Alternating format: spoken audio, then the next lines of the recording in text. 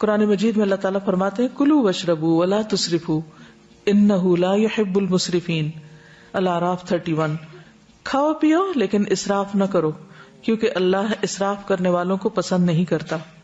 نبی صلی اللہ علیہ وسلم نے فرمایا کھاؤ اور پیو اور پہنو اور صدقہ کرو لیکن اسراف نہ کرو اور تکبر نہ کرو، یعنی کھانے پہ بھی فخر نہ کرو اور اسی طرح لباس پر بھی نہیں، کیونکہ کھانا پینا لباس یہ چیزیں ہیں جن کی وجہ سے لوگ اپنے آپ کو دوسروں سے بڑا سمجھنے لگتے ہیں اگر کسی کو یہ نعمت دوسروں کے مقابلے میں زیادہ ملی ہو۔ کھانے پینے میں سادگی۔ حضرت انس فرماتے ہیں میں نہیں جانتا کہ نبی صلی اللہ علیہ وسلم نے کبھی پتلی روٹی دیکھی ہو، چپاتی، یہاں تک کہ آپ اللہ سے جا ملے، اور نہ آپ نے کبھی مسلم بھنی ہوئی بکری دیکھی کہ پوری کی پوری بکری ایک ہی طرح تیار کر دی جائے کھانے کے لیے۔ حضرت عائشہ فرماتی ہیں کہ نبی صلی اللہ علیہ وسلم کے گھرانے نے اگر کبھی ایک دن میں 2 مرتبہ کھانا کھایا تو ضرور اس میں ایک وقت صرف کھجوریں ہوتی تھی، یعنی 2 وقت پراپر میل نہیں ہوتا تھا، میل ایک ہی اور اس کے ساتھ باقی کوئی بھی را چیز۔ ہمارا 3 وقت کا کھانا تو وہاں 1 وقت کا کھانا۔ ایک اور حدیث میں آتا ہے، صحیح بخاری کی روایت ہے، آل محمد صلی اللہ علیہ وسلم کبھی پے در پے 3 دن تک سالن کے ساتھ گیہوں کی روٹی نہیں کھا سکے، یعنی 3 کنزیکٹیو ڈیز ایسا کھانا نہیں ملا، یہاں تک کہ آپ اللہ سے جا ملے۔ اسی طرح یہ ہے کہ جسمانی ضرورت مثلاً قد کاٹ، عمر، کام کاج کی نوعیت کے اعتبار سے بھی غذا کا تعین کرنا چاہیے اور اس کی مقدار کا بھی۔ اسی طرح سادہ اور متوازن غذا زیادہ بہتر ہے۔ کھانا بھوک لگنے پر ہی کھانا چاہیے اور کچھ بھوک ابھی رہتی ہو تو کھانا چھوڑ دینا چاہیے۔ کچھ غذائیں جن کا ذکر قرآن مجید میں ہے، سب سے پہلے کھجور۔ اس کے اندر ایسے اجزاء پائے جاتے ہیں کہ اگر آپ 1-2 کھجوریں بھی روزانہ کی کھا لیں تو جسم کی دردیں جس کا اکثر لوگ شکار رہتے ہیں، یا پھر بڑھاپے میں بہت سی چیزوں کی جب کمی ہو جاتی ہے جسم کے اندر تو بہت سے لوگ صرف دردوں کی شکایت کرتے ہیں، تو اس میں بھی اس کا بہت فائدہ ہے۔ نبی صلی اللہ علیہ وسلم نے فرمایا جس گھر میں کھجور نہیں وہ اس گھر کی مانند ہے جس میں کوئی کھانا نہیں۔ کھجور نہیں تو سمجھے کچھ نہیں دوسرے لفظوں میں۔ اور آپ کو معلوم پاکستان میں اعلیٰ قسم کی کھجوریں پیدا ہوتی ہیں۔ حضرت عائشہ فرماتی ہے کہ رسول اللہ صلی اللہ علیہ وسلم نے فرمایا اے عائشہ جس گھر میں کھجور نہ ہو وہ گھر والے بھوکے ہیں، اے عائشہ جس گھر میں کھجور نہیں وہ گھر والے بھوکے ہیں۔ آپ نے 2 یا 3 مرتبہ یہ بات فرمائی۔ تو کیا کرنا ہے؟ کرنے کا کام کیا؟ کھجور ہلا کے رکھنی ہے۔ جب کچھ اور نہ کھانے کو ملے تو صرف کھجور ہر چیز کی کمی پوری کر دیتی ہے۔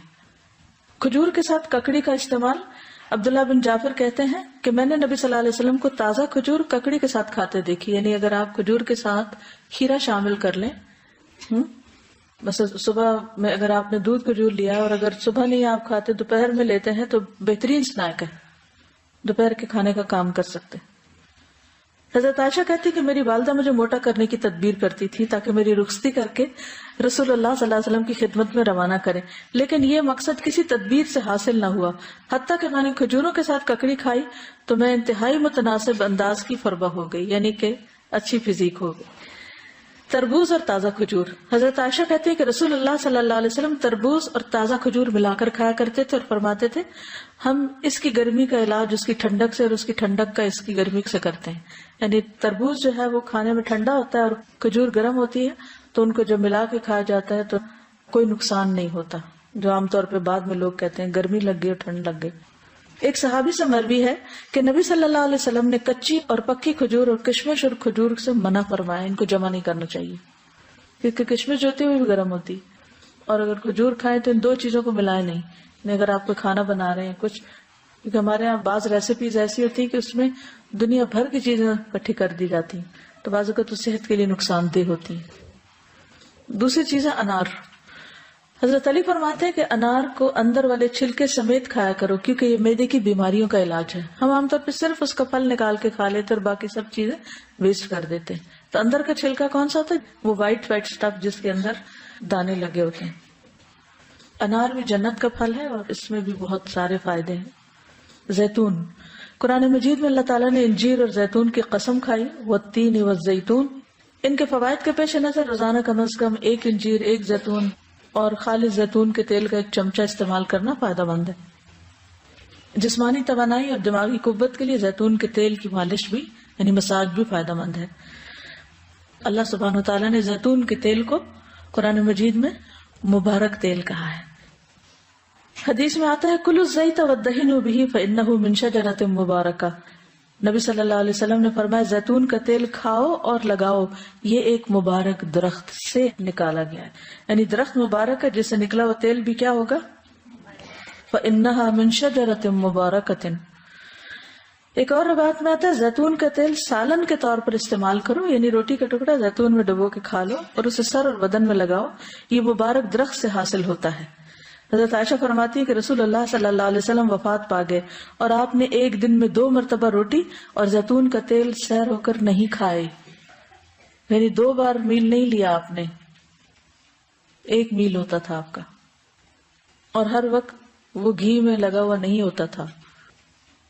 پیلو کے درخت کا پھل، جابر بن عبداللہ کہتے ہیں کہ ہم رسول اللہ صلی اللہ علیہ وسلم کے ساتھ مر الزہران کے مقام پر تھے، ہم پیلو توڑ رہے تھے، آپ نے فرمایا جو خوب کالا ہو وہ توڑو کیونکہ وہ زیادہ لذیذ ہوتا ہے، یعنی یہ بھی کھانے کی چیز ہے۔ کدو، فنبذناہ بالعراء وہو سقیم وانبتنا علیہ شجرۃ من یقطین، پھر ہم نے اسے یونس علیہ السلام کو ایک چٹیل میدان میں ڈال دیا جبکہ وہ بیمار تھے، اور ہم نے اس پر کدو کا بیلدار درخت اگا دیا۔